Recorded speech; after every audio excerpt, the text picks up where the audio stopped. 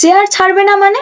মগের মুলুক পেয়েছে নাকি? এমন আমরা অনেক সময় বিভিন্ন পারপাসে এই মগের মুলুক কথাটি বলে থাকি। এত কথা থাকতে হঠাৎ মগের মুলুক কেন হলো? গ্লাস বা জগের মুলুকও তো হতে পারতো, তাই না? ওগুলো নয়, তার কারণ এই মগ জল খাওয়ার বা স্নানের মগ নয়। আজ থেকে প্রায় 400 বছর আগে ষোড়শ সপ্তদশ শতকে বাংলার দক্ষিণ উপকূল ছিল এক আতঙ্কের রাজ্য। আর এই আতঙ্কের নাম ছিল মগদস্যু। কিন্তু এই মগ কারা? এরা ছিল আরাকান অঞ্চলের মানুষ, বর্তমানে যেটা মায়ানমার। তারা পর্তুগিজ জলদস্যুদের সাথে হাত মিলিয়ে বাংলার উপকূলীয় এলাকায় চালাতো ভয়ঙ্কর লুণ্ঠন। ছোট ছোট দ্রুতগামী নৌকায় করে তারা হামলা করে সম্পদ লুট, বাড়িতে আগুন লাগিয়ে দেওয়া, এমনকি সাধারণ মানুষকে অপহরণ করে দাস হিসেবে বিক্রিও করে দিত। আর তখন বাংলায় চলছে মুঘল শাসন, কিন্তু এই জলদস্যুদের দমন করার সাধ্য তাদের ছিল না।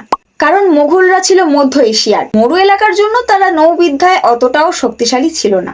মগেদের স্বেচ্ছাচার আর অত্যাচারের কারণেই মানুষের মুখে মুখে ছড়িয়ে পড়ে এ যেন মগের মুলুক, অর্থাৎ এমন এক জায়গা যেখানে কোনো বিচার নেই, আইন নেই, যার যা খুশি তাই করছে। আর এভাবেই জন্ম নিল এক বিখ্যাত প্রবাদ, মগের মুলুক। আনাচে কানাচে লুকিয়ে থাকা ইতিহাসের এমন অজানা গল্প জানতে ইউটিউবে সাবস্ক্রাইব করুন এবং ফেসবুকে ফলো করুন কাল গল্প, অতীত আজ গল্পরূপে।